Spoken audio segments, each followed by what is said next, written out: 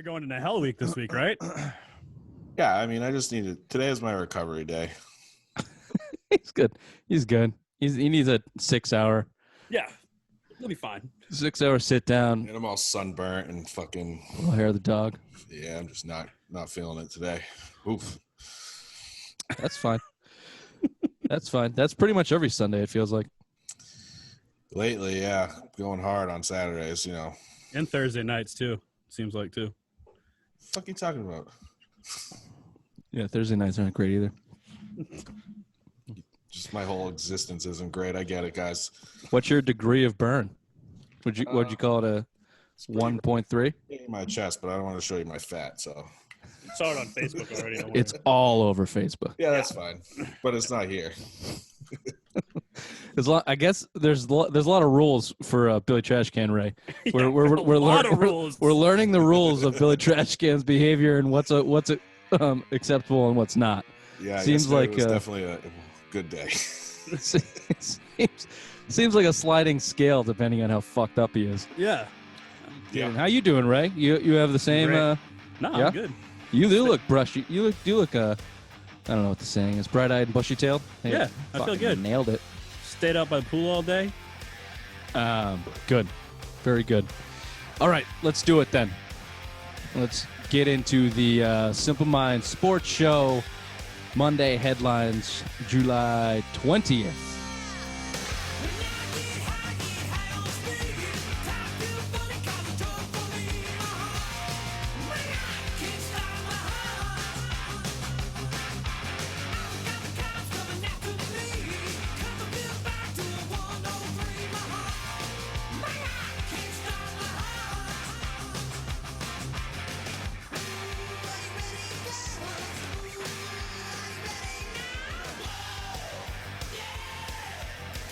Boys, do we have a COVID problem with the Boston Bruins? We're unsure because they're just fucking unfit to play. We're not totally sure. So headline: 9 total Bruins, 7 more on top of Pasternak and Cache, what the fuck his name is.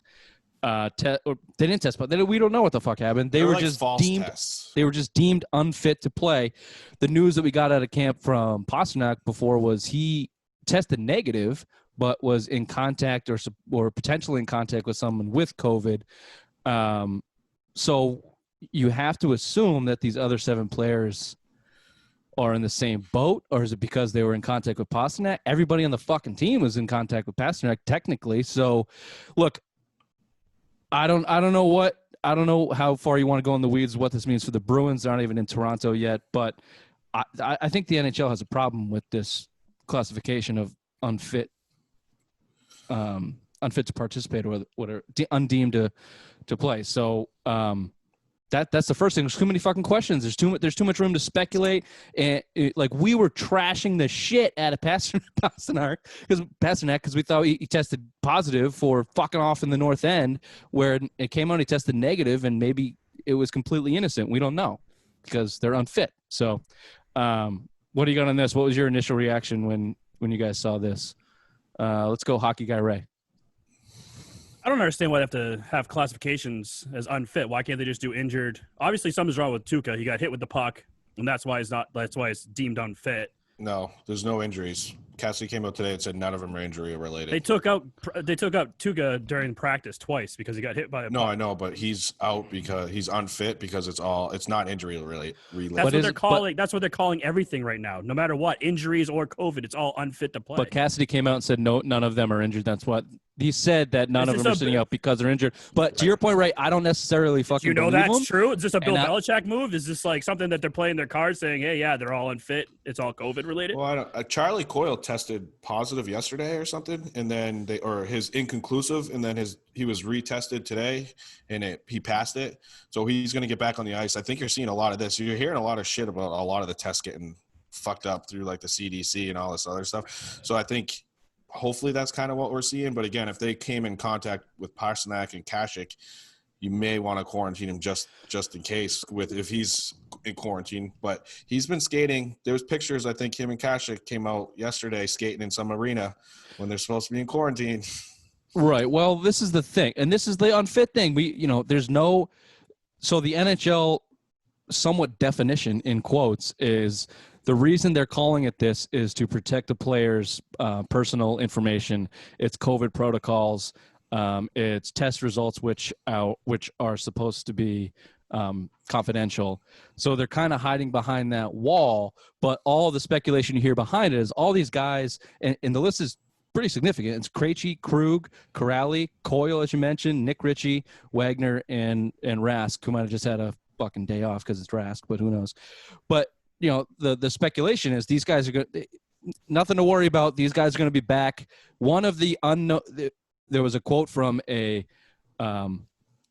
one of the captains of the Bruins. So who is that? I don't know. Said that they're not worried about Pasternak. He's going to be ready for the playoffs. There's zero concern that he's going to be back on the ice, and I think that goes for all of these guys. Yeah. So what that means is, to me, is the NHL has to figure out these protocols, because as we've seen in the MLS that we've talked about extensively when we've had the time, is the Dallas team had to forfeit. Was it the Nashville team that had to forfeit, Ray? Never mind. It's okay. We don't want to burn time on that. So we've had two teams of the MLS that have had to forfeit because their locker rooms have had outbreaks with COVID, essentially. It's very realistic for me to see that happening in an NBA and NHL bubble, any sport, regardless. If it gets into the locker room, that's you're in close contact. So my biggest takeaway is the NHL's got to figure this shit out, and it seems like it's so widespread. Maybe that's intentional. Maybe that's from a league perspective. They want it. They'll just take the PR hit and deal with it so they can handle the things behind the scenes. I don't know. They got a little leeway because they've handled it pretty well so far. Any last thoughts on that, guys? Go Bees. Go Bees. I'm a little worried about the Tuca tattoo. That's the only thing I'm worried about for you and Rich. Me and Rich right now. The Tuca tattoo might be out the window. Yeah, because his fat ass ain't going to play this year. Yeah, that's that. The Tuca news of stepping off and then missing it. Yeah, no, when you sent me that text, that's the first thing I thought of. I'm like, oh, there goes that fucking Tuca butthole tattoo. When you sent me that text of that young woman getting a butthole tattoo, it actually encouraged me that it can be done. This can happen. Let's go Bees. Let's go Bees. I'm not getting a butthole tattoo. Oh, my God. It's in the ledger. It's in the ledger. It's in the ledger, Bill. It's in the ledger. Last thing I have, what I will say, though, and maybe you can touch on this, hockey guy, Bill. Look, Bruins are odds-on favorite to win this. We haven't touched on this at all, but none of these seasons should be asterisks, because these are going to be harder to manage, play, stay focused, do what you have to do to win a championship, and everyone's in the same boat. It's not like people are less affected than anyone else. So Bruce Cassidy needs to be the fucking man. Bruce Cassidy and whoever else, whatever coach else, the coach is going to be a gigantic part of success for our Celtics, our Bruins, and anybody else within these bubbles in the playoffs. Cassidy spoke yesterday and was kind of just talking about it.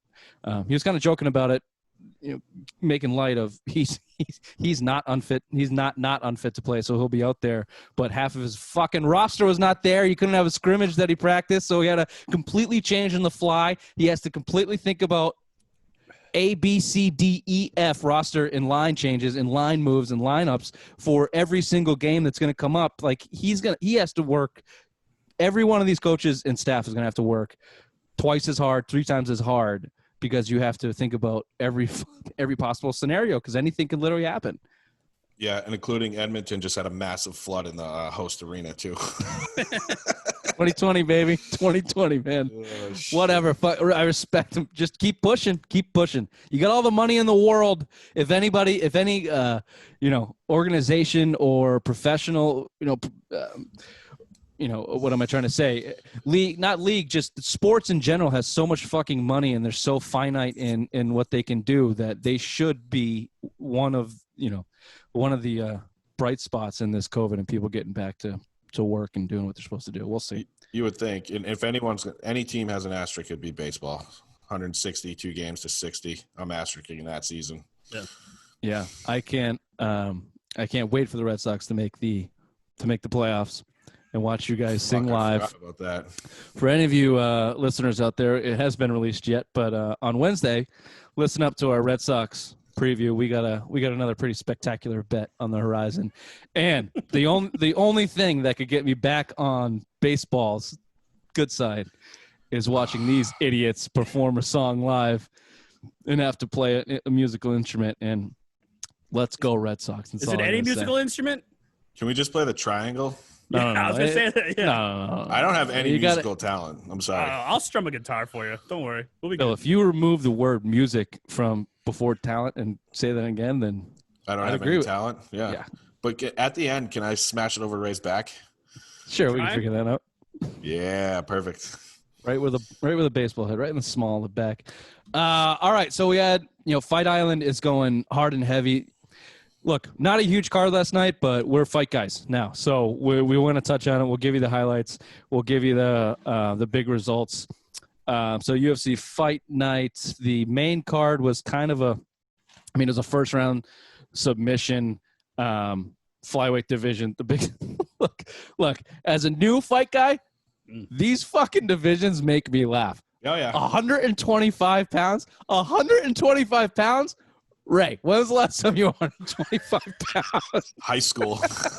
No fucking way. I was over 125 pounds in high school. Probably like eighth sixth grade. grade or something, grade, man. yeah. That's I was 100. I graduated at ridiculous. 140 pounds. Oh my Fucking insane. dude, like just hobbits out there like batting around. Not do you guys have anything out of the main card for?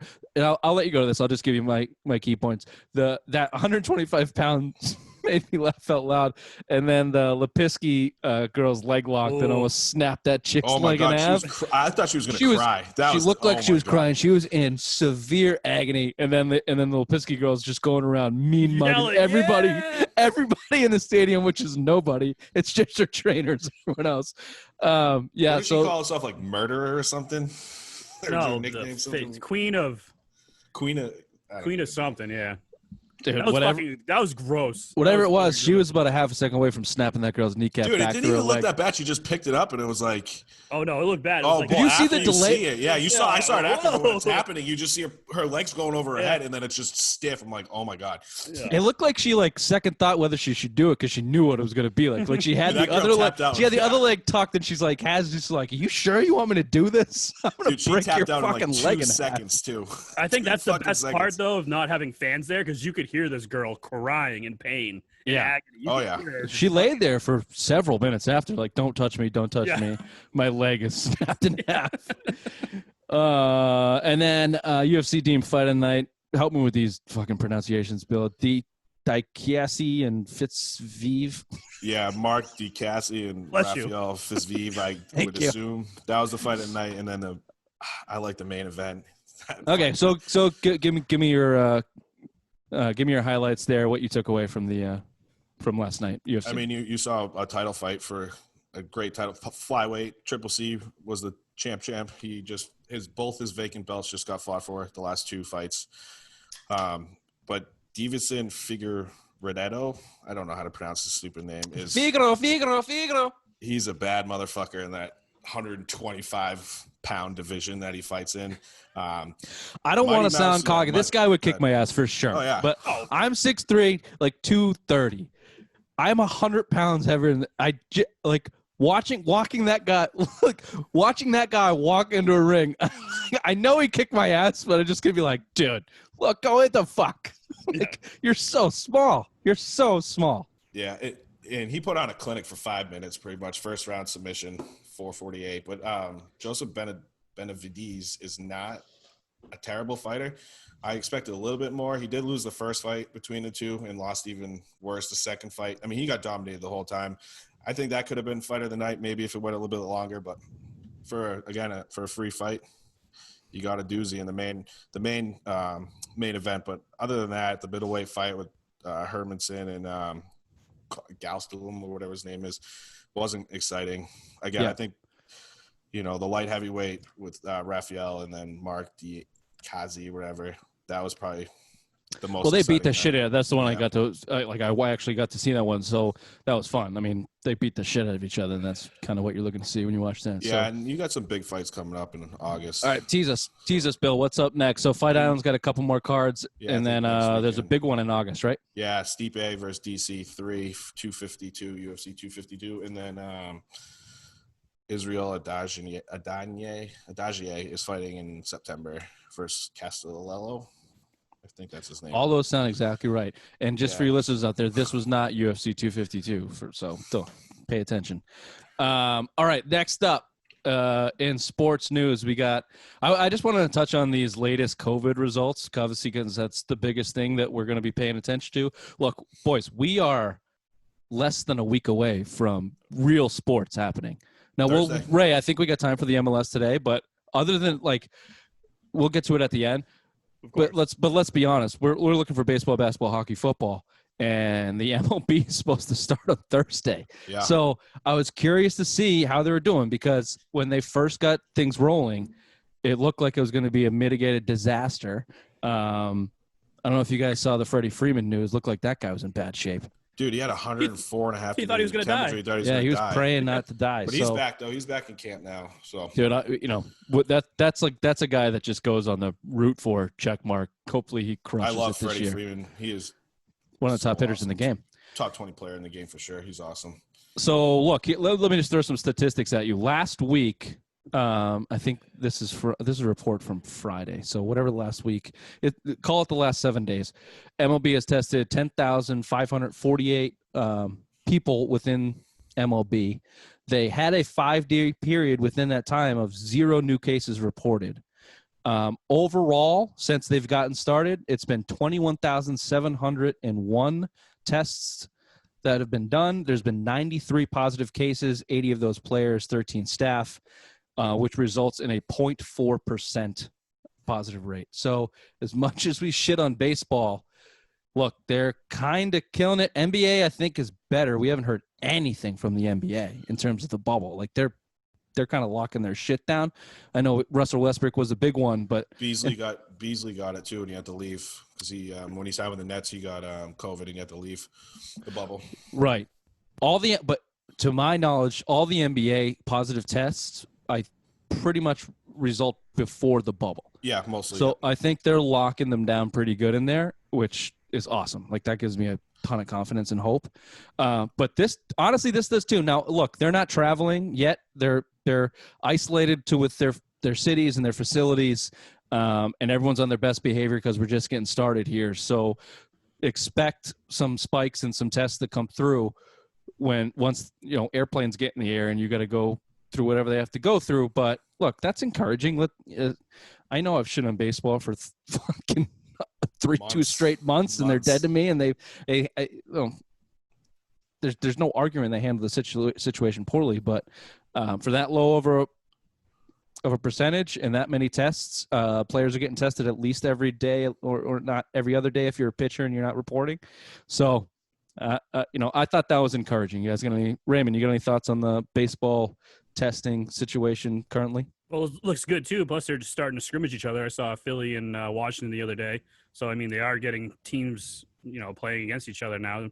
So far, so good. So, hopefully, this goes off without a hitch and we get a full season. Are you a Bryce Harper guy? I like Bryce Harper. Of course, Ray. Makes sense. Ray's the biggest star fucker in the world. Oh yeah. I like Bryce. So I just asked because I'm down. Obviously, I'm down here in Maryland. So defending champions, Nationals, Max Scherzer got lit up in that scrimmage, and Bryce took him deep. But Bryce Harper's hair is very long. The flow is amazing. Yeah, It's past flow. He's got It's past locks. flow now, though. It's past flow. It's past Jason Worth level. Now it's just like long. It's like long ponytail, like 1970s rocking ponytail kind of hair. I don't know how that's going to affect him this year. We'll see. 13 took the easy road in Philly. We'll see how the hair does. Yeah, Sox have some exhibition games up. Washington this week? Are they playing? Toronto? I think it's Buffalo? Toronto. Do you mean Buffalo? Yeah, Buffalo. Or Manchester. Ooh, that would be little pretty tease. fucking cool. A little tease for. All right, let's jump into that. We're going to talk about that. The nation of Canada is not allowing MLB to enter their foreign country. Good for them. And therefore, the Toronto Blue Jays are shit out of luck when it comes to having a home field. So the organization is looking for some, something to do. Now, obviously, Buffalo's is the closest city to them in terms of a big city in America. I don't know the Buffalo scene in terms of baseball stadiums and what they have to offer, but I have not heard of New Hampshire Fisher Cats Stadium, who I am an alumni ex-employee of, so maybe I can get us some tickets or something. What do you got there, Ray? What do you got for some breaking news? So there's 3 locations. It's Buffalo, but Buffalo might be out because the lights in the outfield aren't bright enough for TV quality. So that sounds like That sounds exactly. Yeah, like that's Buffalo. a AAA. And they don't have enough workout AAA. and they don't have enough workout facilities and batting cages for them. So that's like one of the things. The next place is Dundee, Florida, but they're worried about the COVID numbers. It's another Crocodile Dundee. Huh? Yeah, Go ahead. It's another minor league affiliate team down there. I think it's their single A team down there. And then the biggest one that I thought was a fucking shit show was St. Petersburg share the stadium with the Rays. The worst stadium in the league. Yeah, why don't you go share that shit? I don't understand before COVID, the Rays were going to share their stadium with Montreal. Montreal because they couldn't come. So now they want to double the amount of people in that shithole. Well, yeah. Well, hold on. So were you just speculating with Manchester, New Hampshire? Well, I just don't understand why they didn't do it. I mean, because they don't have the facilities there. It's a AA team, and if you're worried about Buffalo not having batting cages and bright lights, you think Manchester's going to have bright lights to play on their TV? No, but you could have the hotel is right there behind left field, so the accommodations are perfect, and plus you got that Verizon Center would have the facilities to do pretty much whatever you want. You could go SNHU. You could go right across the street and have batting cages in there, so you have plenty of room, and plus you got Elm Street with that other hotel. Everything's right there. I don't understand why they don't just play in their spring training facility then. Go down to Florida. They're worried about COVID. That number's spiked down there. You just named 2 Florida sites, you idiot.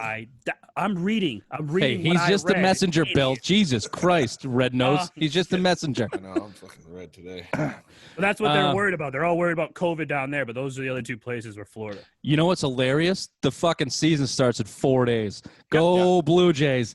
Okay.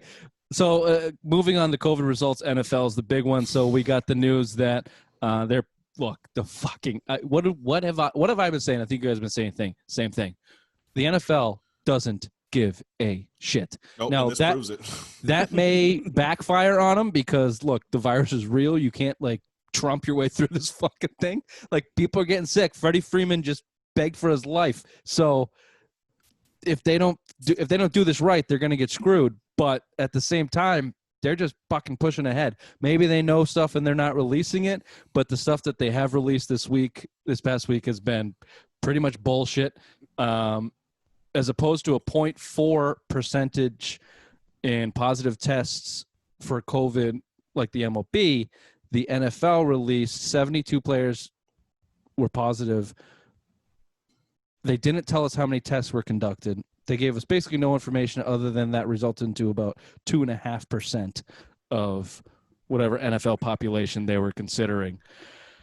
On top of that, the other NFL news that we got is they're proposing a $40 million cut from salary cap for the players. We're in a fucking baseball situation, except the players have no rights in the NFL, so we're not going to miss any games. That's taking the place. Look, they already had something in place. That was a 35% of the salaries would be held in escrow before the season. The NFL is now proposing $40 million cut. So the reason this isn't that big of news to me is, like I just said, the NFLPA has basically no fucking power. So, whatever the NFL decides to do in terms of salary cap and cutting them, there's not going to be enough players not playing or not showing up. There's not enough power for the NFLPA to really put up a stink. They might get a little bit here and there, but look, rookies report the 23rd. Yeah. It's happening. This week, baby. Well, a lot of them are. Rookies report the 23rd, and everyone else is the week after. And if you get tested, you get tested. If you don't, you got to come anyway. This is the NFL. And if you don't, you're cut. Mm-hmm. They do have a you can opt out before August 1st. I would assume you don't get paid. Look, it's the NFL. They haven't given us really any details on the particulars yet, but the one detail we have is rookies report the 23rd and everyone else is the 28th. So NFL's coming. It's coming, but you're seeing a lot of big stars complaining.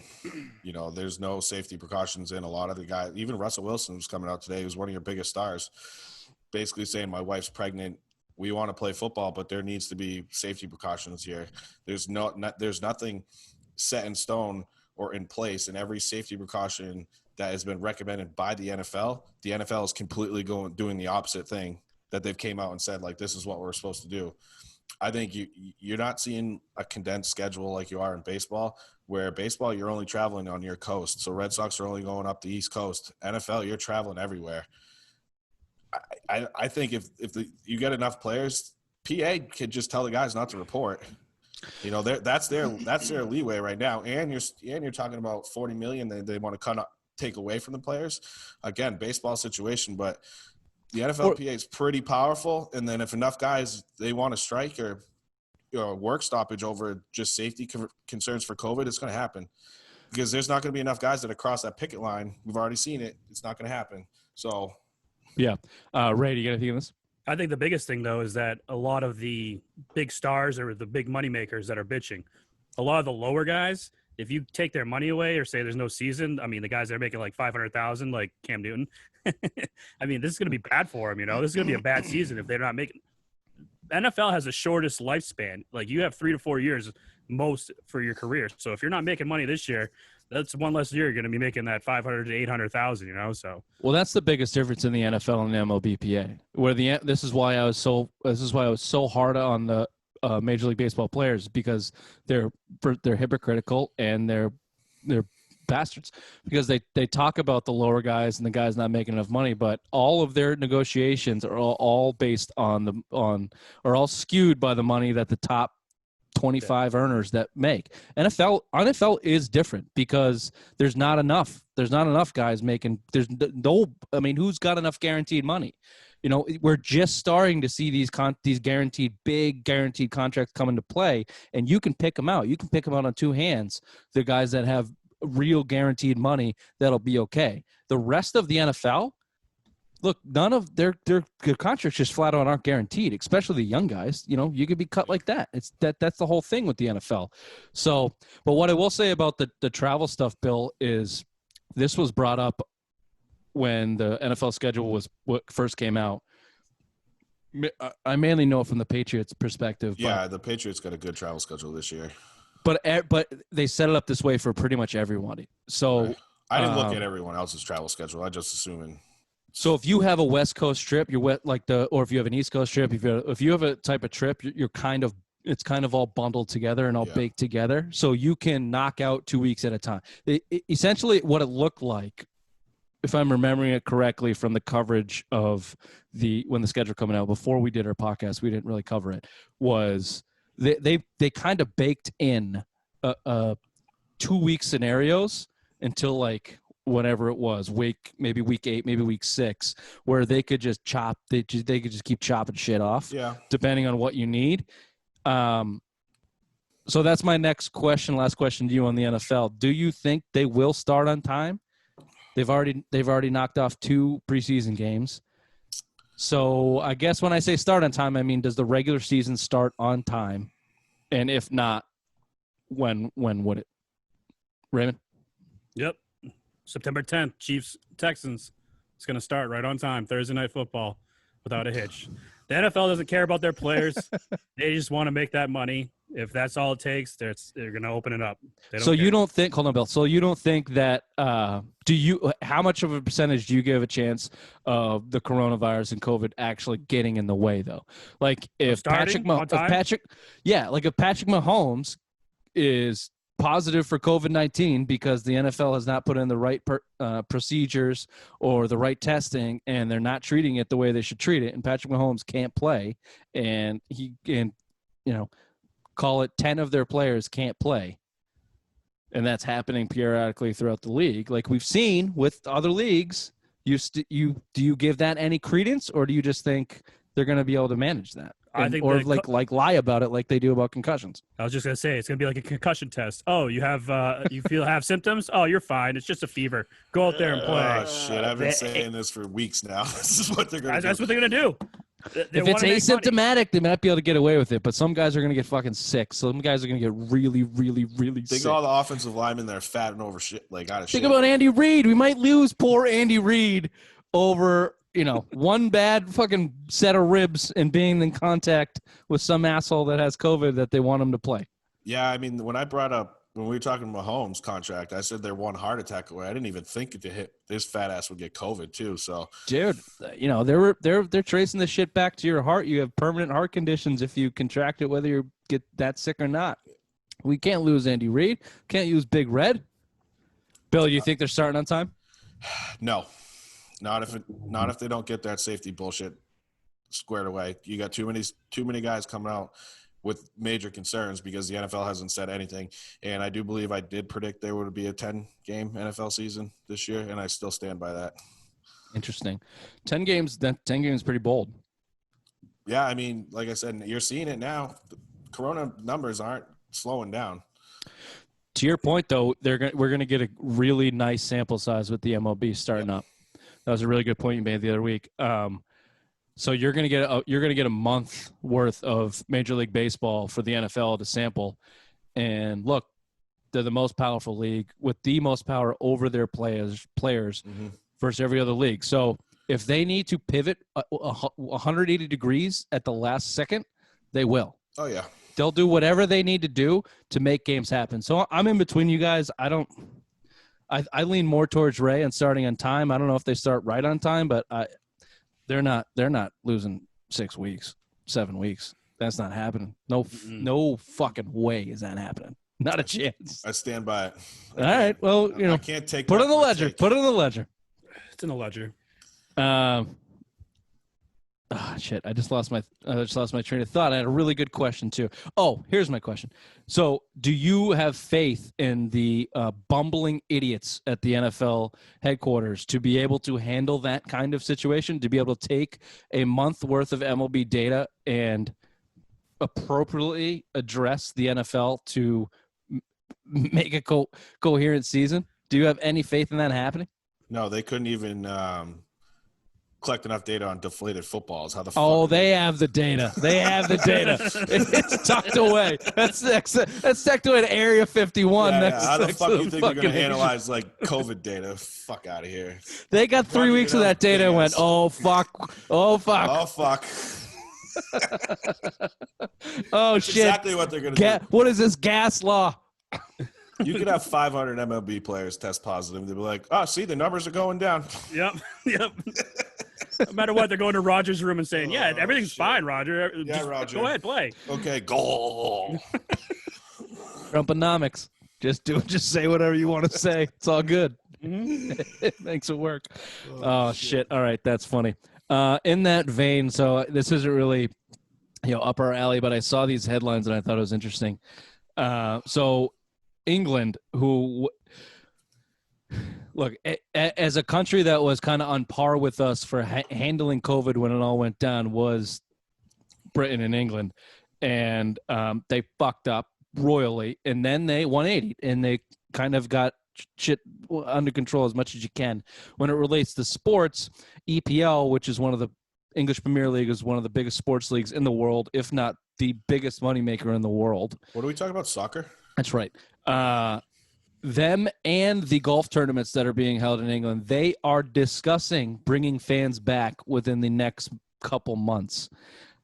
So we won't get into the details of the EPL because we don't want Bill to shit his pants. But does this give I know we just kind of discussed it with the NFL, but does that kind of give you any type of positive reinforcement or hope that if the sports over there and they were, a month ahead of us or so, if they can get fans back, maybe it doesn't even mean us getting fans back, but maybe it just means a productive, like we can actually see seasons happen.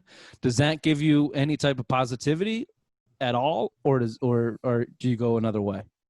No, it has to give us positivity. We're getting sports back, and we can actually have fans in sports. Patriots just 20% capacity at Gillette. I mean, that's still something. So we can see live sports. So the Patriots released this past week, right? That if they get to the point where they're going to allow fans in the stands, the Patriots will allow 20% capacity.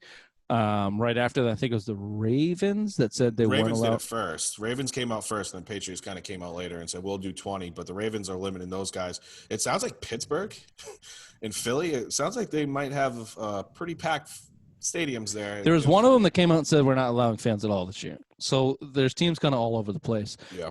But Ray, where do you stand on this? You see England getting back in the fold from a sports perspective, and putting plans in place to get stands back in the fans fans back in the stands. Simple minds. Where we just discussed the NFL, just trying to get the season started. Does that give you hope down the line, or what do you look at it like that?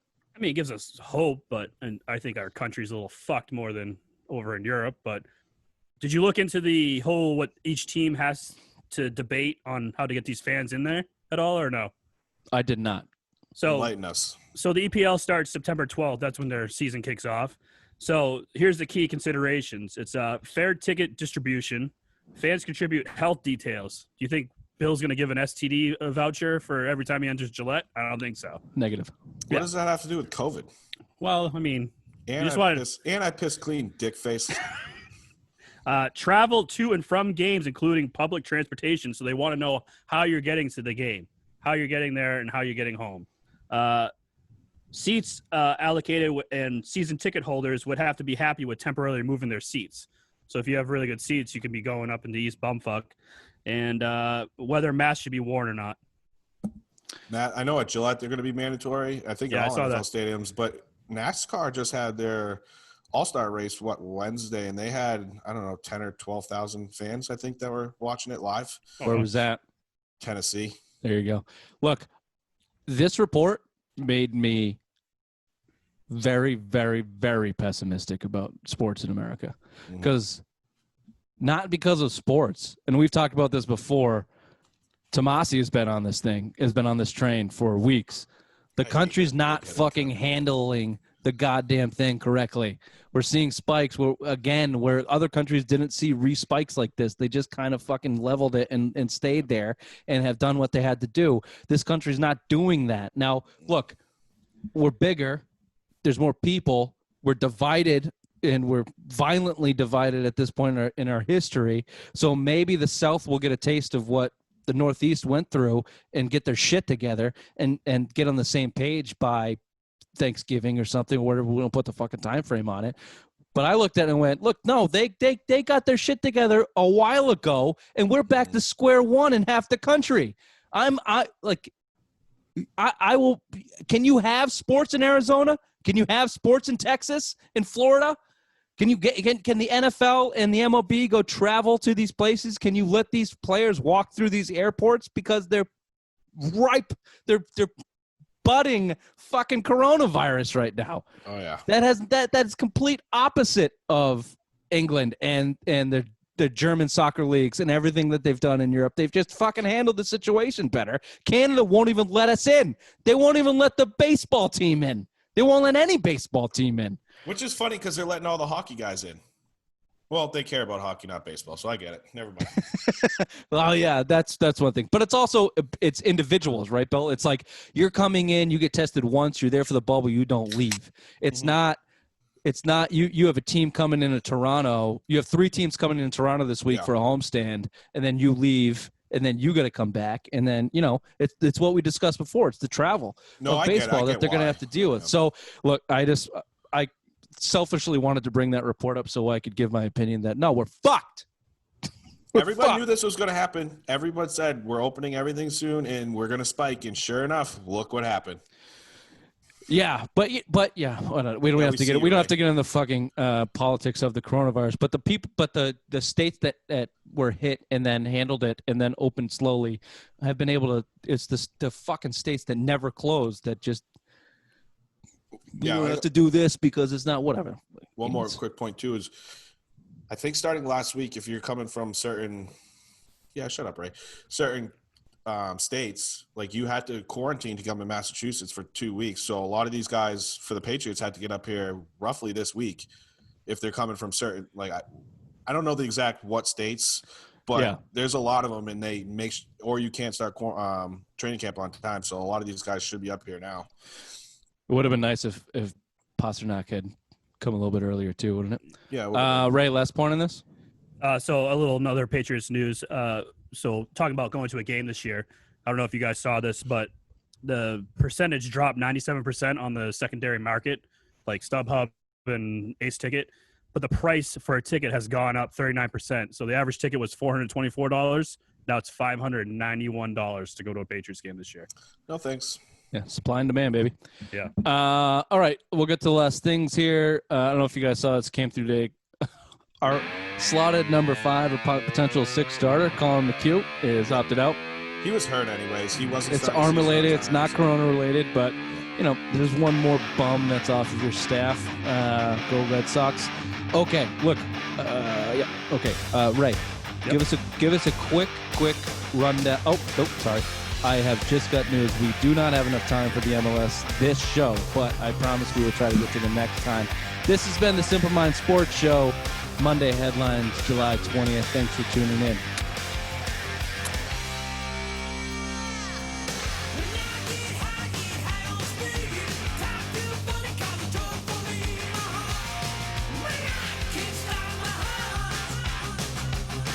That's a shame, too, because the Revs just tied last night. Look at me, soccer guy Bill, coming in hot. It was actually Friday, you dumb fuck.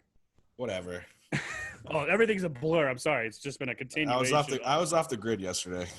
I saw all your texts later. I was like, they can make it into the next stage. This could be big. If you came with the headline that the Revs tied, we would have tore your balls off verbally. Yeah, we would have. Yeah, big news. Revs tied on Friday. Oh, did they? Did they get a fucking tie? What are they now? 1, 5, and 3? No, 1, 0, and 1.